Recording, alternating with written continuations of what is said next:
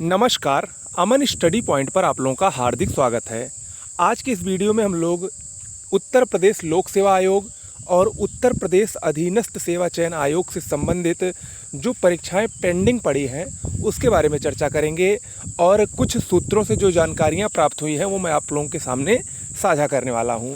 तो पूरा देखिएगा वीडियो, कहीं मत जाइएगा। देखिए, सबसे पहले हम बात करते हैं उत्तर प्रदेश लोक सेवा आयोग की। उत्तर प्रदेश लोक सेवा आयोग लॉकडाउन 2 के बाद से, लॉकडाउन फर्स्ट में तो पूरी तरीके से लॉक था, लेकिन जैसे ही लॉकडाउन फर्स्ट ख़त्म हुआ, लॉकडाउन 2 लगा, तो उसके बाद से ही उत्तर प्रदेश लोक सेवा आयोग में कार्य बहुत तेज़ी से प्रारंभ हुआ है। आप लोग देख रहे हैं कि प्रतिदिन वो कोई ना कोई नोटिस या कोई ना कोई परिणाम की डेट ज़रूर घोषित कर रहा है। तो इसी क्रम में सूत्रों से जो पता लगा है, मुख्य जो 3 परीक्षाएँ उसकी पेंडिंग हैं। सबसे पहले हम लोग बात करते हैं BEO परीक्षा की, खंड शिक्षा अधिकारी परीक्षा, जो 22 मार्च को प्रस्तावित थी, लेकिन कोविड-19 यानी कोरोना प्रकोप के चलते इस परीक्षा को रद्द करना पड़ा।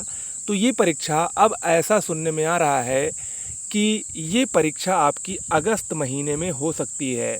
ये परीक्षा आपकी अगस्त महीने में हो सकती है अगर सब कुछ सही रहा तो, और साथ ही साथ अगस्त महीने में ही आपकी ARO 2016 की जो पुनर्परीक्षा होनी है वो भी अगस्त महीने में ही हो सकती है। यानी 2 बड़ी परीक्षाएं, सबसे पहले खंड शिक्षा अधिकारी और फिर ARO 2016, ये दोनों ही परीक्षाएं आपकी अगस्त महीने में हो सकती हैं, ऐसा सूत्रों के द्वारा पता चला है। इसके अलावा बात करते हैं यूपी PCS प्री 2020 की, जिसका फॉर्म फिलअप हो चुका है। यूपी PCS प्रारंभिक परीक्षा, ऐसा सुनने में आ रहा है कि ये ठीक 1 महीने बाद, BEO के 1 महीने बाद यानी सितंबर में ये परीक्षा आपकी हो सकती है। तो ऐसे में अभी बहुत समय है।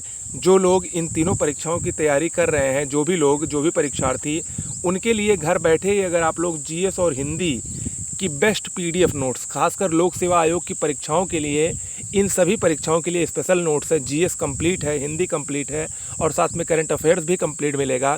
अगर आपको ये सब चाहिए तो आप लोग इस नंबर पर व्हाट्सएप या टेलीग्राम के जरिए मैसेज कर सकते हैं।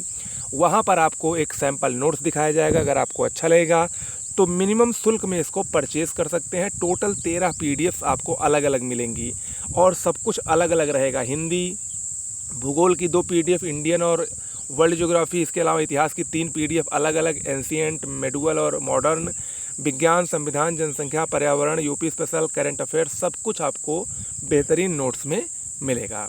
ओके, तो ये तो बात हो गई लोक सेवा आयोग की। अब हम बात करते हैं उत्तर प्रदेश अधीनस्थ सेवा चयन आयोग यानी UPSSC की। देखिए, UPSSC में पिछले 5 से 6 महीनों में कोई भी कार्य नहीं हुआ है। UPSSC बहुत दिनों से ना कोई परिणाम दे रहा है, न कोई नई भर्ती का विज्ञापन जारी कर रहा है, ना ही उसके द्वारा कोई नोटिफिकेशन आ रहा है।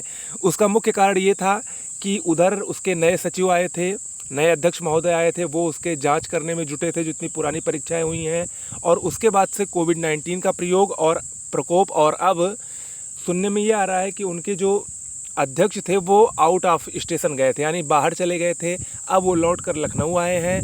तो इसकी जो सबसे बड़ी परीक्षा है UPSSC का लोअर PCS प्रारंभिक परीक्षा का परिणाम, ऐसा सुनने में आ रहा है कि वो 15 जून के बाद कभी भी आ सकता है। 15 जून के बाद UPSSC लोअर का परिणाम कभी भी आ सकता है। हालांकि ये जो लोअर का परिणाम है वो पूरी तरीके से बनकर तैयार हो गया है और वो आपको जून महीने में ही कभी भी देखने को मिल सकता है। ठीक है, तो ये आज की लेटेस्ट न्यूज़ हुई। कैसी लगी आपको ज़रूर बताइएगा। ऐसे ही खबरों के लिए हमारे चैनल को आप सब्सक्राइब करिए।